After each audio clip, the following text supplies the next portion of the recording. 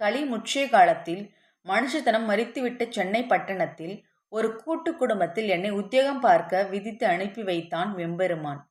10ஆம் கிளாஸ் படித்தவள் என்பது தெரிந்தால் பெருக்கி துடைக்கச் சொல்ல அநேகமாக யார் மனமும் இடம் கொடுக்காது என்பது என் அனுபவ ஆசான் போதித்த பாடமாகியால் பணியாற்ற போகுமிடங்களில் நான் என் கல்வி தகுதி குறித்து ஒருபோதும் பிரஸ்தாபிப்பதில்லை. அப்படியே துருவி துருவி கேட்கும் சில ஜீவராசிகளும் உண்டு இவ்வுலகில். அச்சமயங்களில் வழக்கமான வேலைக்கார சலிப்பை மேல் போர்வையாக போர்த்தி கொண்டு, ஆமா படிச்சு கிழிச்சேன் போ என்றோ, இதற்கொத்த வேறு விதமான சுவாரஸ்யமற்ற சொற்களை கொண்டோ பேச்சு பொருளை மாற்றிவிடுவேன். ரொம்ப சுலபம். குடிகார கணவனுக்கு வாழ்க்கைப்பட்ட வயதில் இன்னும் 2, 3 குறைத்துச் சொல்லி அனுதாப ஓட்டு பெற்றுவிடலாம். ஐயோ பாவம், சின்ன பெண் தலையில் இப்படி எழுதிட்டானே. இருக்கட்டும், உருப்படாத புருஷன் வாய்த்தால் உத்தியோகம் பெண்கள் லட்சணம். புரை தீர்ந்த நன்மைக்காக வாய்மையிடத்தில் பொய்மை வைத்தே தீரச் சொல்கிறது வாழ்க்கை. 7-8 வீடுகள் பார்த்துவிட்டு 1 மாசம் முன்புதான் இந்த வீட்டுக்கு வந்தேன். வீட்டுக்கு அல்ல, ஆத்துக்கு. மாமி மிகவும் ஆசாரசீலி. விடிந்தால் போதும் சாமிகளுடன் பிசினஸ் நிகழ்த்த ஆரம்பித்து விடுவாள். இருபுறமும் சங்கு சக்கரம் ஏந்தியவனே, துளசி அணிந்தவனே, நெற்றி நிறைய திருமண் தரித்தவனே, அவனே இவனே நமஸ்காரம். கட்டத் தொடங்கியிருக்கும் வீட்டுக்கு மேஸ்திரி வஞ்சனை எண்ணாமல் நீ பார்த்து கொள்வாய். அழகிய தாமரையின் மேல் அமர்ந்து முறுவல் புரிபவளே, உனக்கும் ஒரு நோட்டீஸ். என்ட்ரன்ஸ் எழுதியிருக்கும் கடைசி பையனுக்கு அண்ணா பல்கலையிலேயே அனுமதி கிடைக்கச் செய்வது உன் பொறுப்பு. என் 2 மாட்டு பெண்களும் முறைத்து கொண்டு நிற்காமல் குடும்ப கௌரவம் காக்கச் செய்வது உன் கடமை. எனக்கும் அவரிடம் பிடித்த விஷயம் அந்த நேர்மை. ஆமாம், நான் கடவுளிடம் பேரம்தான் பேசுகிறேன் என்று மிகவும் வெளிப்படையாக சொல்வார். வாரத்துக்கு 8 நாள் நான் விரதம் இருக்கிறேன். தினசரி பூஜை பண்றேன். அவனை நினைக்காத நாளே கிடையாது. எனக்கு வேண்டியதை கேட்டால் என்ன தப்பு? கேளுங்கள், கொடுக்கப்படும். தட்ஸ் ஆல் என்பார் மிக தீர்மானமாக. 8 பேர் கொண்ட குடும்பம். வார கடைசி நாளின் காலை உணவுக்கு ஒன்று சேரும். 10 மணிக்கு நான் துணிகள் துவைத்து என் பிறப்புரிமையை நிலைநாட்டத் தொடங்கும் போது குடும்பம் குழம்பு சாதத்திலும் கடந்த வார தலைப்புச் செய்திகளிலும் இருக்கும். 3/4 கிரவுண்ட் நிலம் வாங்கி ஒரு வீடு கட்டத் தொடங்கியிருக்கிறார்கள். அது பற்றிய பேச்சு வரும்போது மாமியின் முகம் ஒரு குழந்தையின் உடையது போலாகிவிடும். அவருக்கு 3 மகன்கள். 2 பேருக்கு திருமணம் ஆகிவிட்டது. 3ஆம் அவரின் படிப்பும் முளைத்திருக்கும் வீடும் நல்லபடியாக முடிந்தாக வேண்டும் அவருக்கு. பாருங்கடா, ஒரே காம்பவுண்ட், ஒரே வீடு, 3 போர்ஷன். இவனும் படிச்சு முடிச்சு ஒரு கல்யாணம் பண்ணிட்டான்னா என் கடமை முடிஞ்சிடும். அப்புறம் ஒவ்வொருத்தோனோடையும் 1 வாரம் வந்து இருப்பேன். உட்கார்ந்த இடத்துக்கு சாதம் வந்து விழணும். அப்புறம் இஷ்டப்படி ராமா கிருஷ்ணான்னு என் ஆத்துக்காரரை கூட்டிட்டு கிளம்பிடுவேன் என்று எப்போதும் ஒரே வசனத்தையே ஒளிபரப்புவார். இந்த தனித்தனி போர்ஷன் சமாச்சாரமும் தான் பிடிக்கல. போர்ஷன் தனித்தனியா இருந்தாலும் சமையல் ஒன்னாவே இருக்கட்டுமே என்பார் மாமியின் ஹார்ட் அட்டாக் வந்த கணவர். நான் மிகவும் ரசித்து அனுபவிக்கும் தருணம் அது. கான்கிரீட்டில் அவர் ஒரு கட்டிடம் கட்டுகிறார். அதை ஒரு வீடாக்கும் பொறுப்பை தலையில் சுமந்திருக்கும் 2 மருமகள்களும் இதற்கு என்ன பதில் சொல்லப் போகிறார்கள்? ஆவலுடன் அவர்களின் முகங்களை கவனிக்கிற வினாடி என் வாழ்வின் கவித்துவ கணங்களுள் ஒன்று. ஆனால் உலகம் தெரிந்த மாமி அந்த பேச்சை முளையிலேயே கிள்ளிவிடுவாள். மாமியும் அவரது பழமொழிகளும், தாயும் பிள்ளையும் வாயும் வயிறும். மேலும் உறவு என்பது ஒரு சமையல் மட்டுமே ஒளிந்திருப்பது அல்ல. ஒத்த உணர்வு என்பது ஒரு லயம். நன்கு இழுத்து கட்டப்பட்ட தம்புராவின் தந்தியை மீட்டும் போது எழும் நாதத்துக்கு சமமானது அது. என் அனுபவத்தில் நான் வேலை பார்க்கும் வீடுகளில் உள்ளவர்களை புரிந்து கொள்வதற்கு எனக்கு அதிகபட்சம் 3 நாட்கள் போதும். நல்ல மாதிரியா, சிடுமூஞ்சியா, தாளாரமான உள்ளம் படைத்தவர்களா என மனக்கண்ணில் விஸ்வரூப தரிசனம் விழுந்துவிடும். அதற்கேற்ற மாதிரி அவர்களுடன் என் பேச்சுவார்த்தை எல்லைகளை வகுத்து கொள்வேன். ஆனால் என்னால் சற்று புரிந்து கொள்ள முடியாத பிரகிருதிகளாக இருந்தார்கள் மாமியின் மாட்டு பெண்கள். 2 பேர், 2 அழகிய புதிர்கள். என் குடிகார புருஷனை நான் சமாளிப்பது ஒன்றும் பெரிய விஷயம் அல்ல என்று எனக்கு அவர்களின் பெரிய உத்தியோகத்து புருஷர்களை பார்த்ததும் தோன்றிவிட்டது. அட, ஒருத்தராவது ஒரு தினமாவது பார்க்க கிடைக்க வேண்டுமே. அவர்கள் எப்போது வீட்டுக்கு வருகிறார்கள், எப்போது கிளம்புகிறார்கள், நள்ளிரவு வீடு திரும்புவர்கள் பெண்டாட்டி சாப்பிட்டாளா, எத்தனை வேளை சாப்பிட்டாள், என்ன சாப்பிட்டாள், வேறென்ன விசேஷம் என்று விசாரிப்பார்களா? அதற்கெல்லாம் அவகாசம் இருக்குமா? அட, அன்புடன் ஒரு முத்தம், பாசமுடன் ஒரு பார்வை.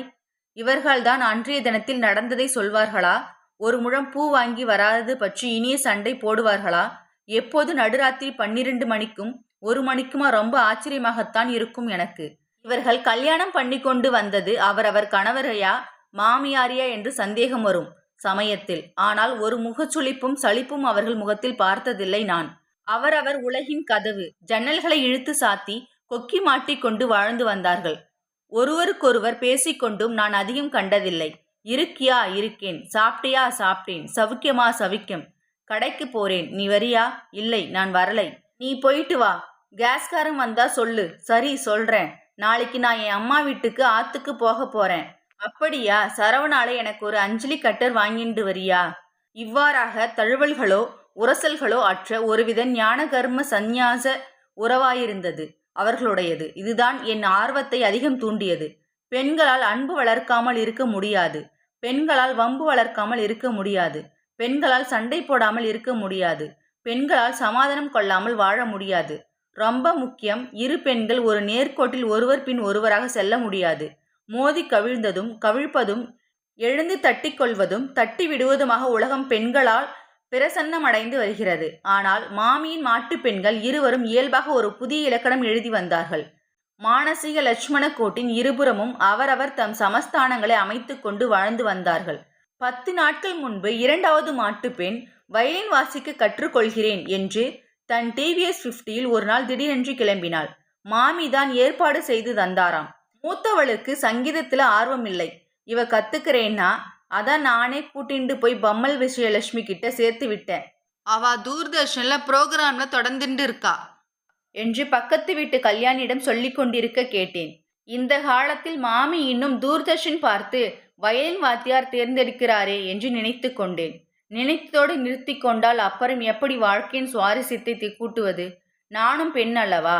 ஆகவே இத்தலையாய செய்தியை மூத்தவிடம் தெரிவித்து அவளது கருத்தை அறிந்து கொள்ள மிகவும் விரும்பினேன். மறுநாள் என் ஜனநாயக கடமைகளை முடித்துவிட்டு வீடு திரும்பும் போது தங்கச்சி வயலின் கிளாஸுக்கு போகுது போல என்று சபச பிடித்தேன். தெரியலையே என்றால் அந்த குலவிளக்கு. அம்மாதான் சேர்த்து விட்டாங்களாம். இப்பத்தான் வண்டியில போகுது என்று என் சமூக சேவையை முடித்து கொண்டு என் வழியே போனேன். எனக்கு கொஞ்சம் வியப்புத்தான். ஒரே வீட்டுக்குள் இருக்கிறார்கள். ஒரு சம்பவம் பின்னாளில் அது சரித்திர முக்கியத்துவம் கொண்ட சம்பவமாகலாம். நடக்கிறது. அது வீட்டு உறுப்பினர்கள் அனைவருக்கும் தெரியாதோ? அதுவும் உப்பு உரைப்புகள் சரியாக உள்ள ஒரு கூட்டு குடும்பத்தில். மறுநாள் நான் என் தொழிலிடத்துக்கு போனதும் முதல் வேளையாக அந்த மூத்த குலவிளக்கிடம் கேட்டியா, நெசந்தானே என்று கேட்டேன். பதில்தான் என்னை தூக்கி வாரி போடச் செய்தது. இதுல நான் கேட்க என்ன இருக்கு? அவளுக்கு இஷ்டம் போறா. எனக்கு பாட்டும் பிடிக்காது, ஒரு மண்ணாங்கட்டியும் பிடிக்காது என்றாள். அதுக்கில்லம்மா, நீ மூத்தவ, ஒரு மரியாதைக்காவது உன்கிட்ட சொல்லலாம் இல்ல. அதெல்லாம் நான் எதிர்பார்க்கல. நீ உன் வேலையை பாரு என்றால் தன்னிகரற்ற நிதானமுடன். ஆகவே நான் என் வேலையான பெருக்கல், கழுவல், துவைத்தலில் என் பிரத்யேக ஈடுபாடுடன் மூழ்கி போனேன். கிளம்பும் போது இம்முறை இளைய குலவிளக்கு சாலையில் எதிர்பட்டது. வீணை கிளாஸ் எல்லாம் நல்லா போகுதம்மா என்றேன் உள்ளார்ந்த அக்கறையுடன். ஐய, வீணை இல்ல கற்பகம், வயலின் கிளாஸ் என்றால் சினேக புன்முறுவலுடன். அப்பாவித்தனம் என்ற போர்வைக்குள் அணுகுண்டு தயாரித்தாலும் யார் கண்ணுக்கும் படாது போலிருக்கிறது. ஆகவே கேட்டேன். அது என்னமோ கிளாஸு, நான் என்னத்தை கண்டேன். ஒரு ஆர்வத்தில் உங்க அக்கா கிட்ட கேட்டேன். தங்கச்சி என்னமோ கத்துக்குதே, நீ அதுக்கெல்லாம் போகிறதில்லையான்னு. என்ன சொன்னா என்று வலையை தேடி வந்து விழ பார்த்தது இளைய குலவிளக்கு. கெட்டுது போ, அதுக்கு நீ போறதே தெரியாதமில்ல. என்னம்மா, ஒரே வீட்டில் தானே இருக்கீங்க, இப்படி சொல்றியேன்னா உன் வேலையை பாருன்னுடுச்சு. சி, ஆமாப்பா, நானாவது சொல்லியிருக்கணும், தோணலை என்று சேம் சைடு கோல் போட்டுவிட்டு போயே விட்டாள். பின்னொரு நாள் மூத்தவள் நல்லிக்கு போய் தன் மாமியாரின் திருமண நாளை முன்னிட்டு ரூபாய் 6850க்கு ஒரு பட்டுப்புடவை வாங்கி வந்திருந்தாள்.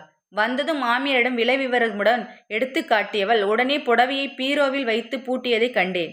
அன்று காலை முதல் மாமியுடன் வத்தல் பிழியும் வேலை இருந்ததால் நானும் காலை முதல் மாலை வரை உடன் இருக்க வேண்டியதானது. வயலின் வகுப்பை முடித்துவிட்டு மாலை திரும்பிய தன் இளைவலிடம் ஒரு ஆர்வத்துடன் தான் வாங்கி வந்த புடவையை எடுத்து காட்டி ஒரு அலட்டிக்கொள்ள வேண்டாமோ? யதார்த்தம். பொன்னுசாமி பிள்ளையின் வம்சாவளி கொழுந்தாக இன்னைக்கு கேடிவில ராத்திரி என்ன படம் போடுறான் என்று பேச ஆரம்பித்தாள்.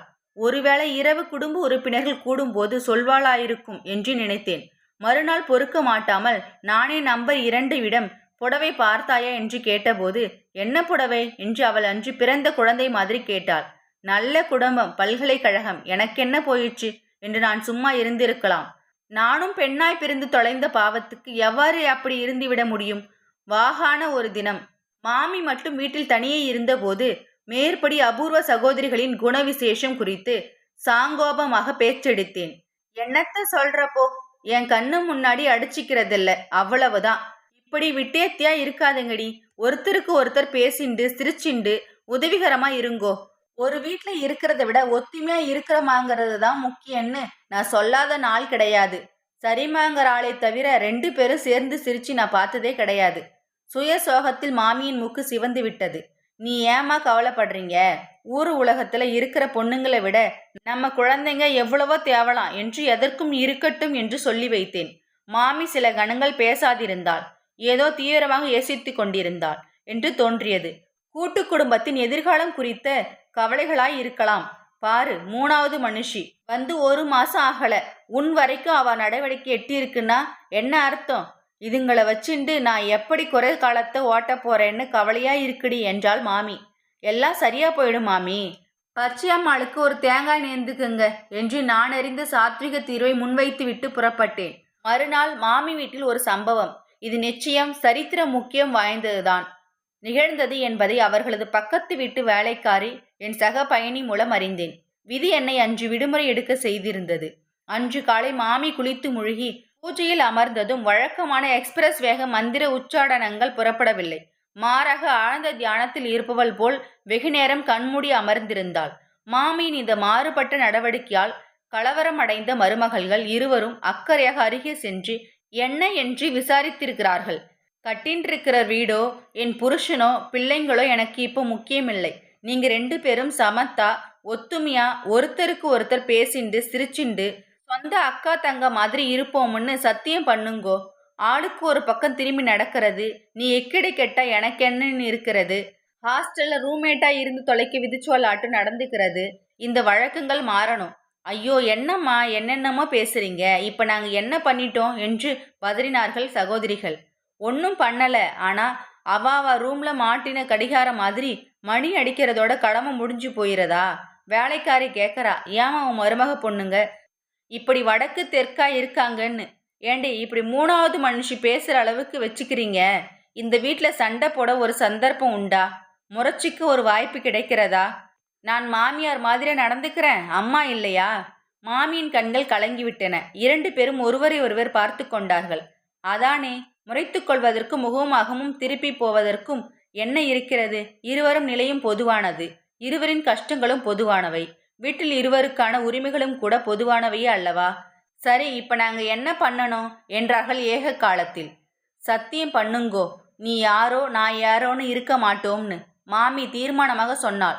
சில வினாடிகள் அவர்கள் பேசாமல் இருந்தார்கள். நாடகத்தன்மை கூடிவிடும் சந்தர்ப்பம் குறித்த சிந்தனையாயிருக்கலாம். பிறகு மறுபடியும் ஒருவரை ஒருவர் பார்த்து கொண்டு விட்டு, சரி சத்தியம், இனிமே ஒத்துமையா இருப்போம், போதுமா என்றார்கள். நிஜமா என்று சந்தேகம் தீரமாட்டாத மாமி கேட்கவே, ஆமா ஆமா என்று அழுத்தி சொன்னவர்கள், இனிமே வீட்டு விஷயங்களை கூட 2 பேரும் சேர்ந்தே முடிவு செய்து செயல்படுத்துறோம் என்று நம்பிக்கை கொடுத்தார்கள். மாமியின் மாட்டு பெண்கள் சொன்ன சொல் காப்பதில் அரிச்சந்திர புத்திரிகள் போலிருக்கிறது. மறுநாளில் இருந்தே அவர்களின் ஒற்றுமை நடவடிக்கைகள் அமலுக்கு வந்துவிட்டதில் மாமி மிகுந்த சந்தோஷத்துக்கு உள்ளானாள். எனக்குத்தான் சங்கடம். கூட்டணி ஆட்சியின் முதல் உத்தரவு என் வேலை நீக்கம் சம்பந்தப்பட்டதாயிருந்தது. இத்துடன் இந்த கதை முடிவடைகிறது. இந்த கதை பிடிச்சா லைக் பண்ணிக்கோங்க. இதே மாதிரி ஸ்டோரி வேணா நம்ம சேனலை சப்ஸ்கிரைப் பண்ணிக்கோங்க. தேங்க்யூ ஃபார் வாட்சிங்.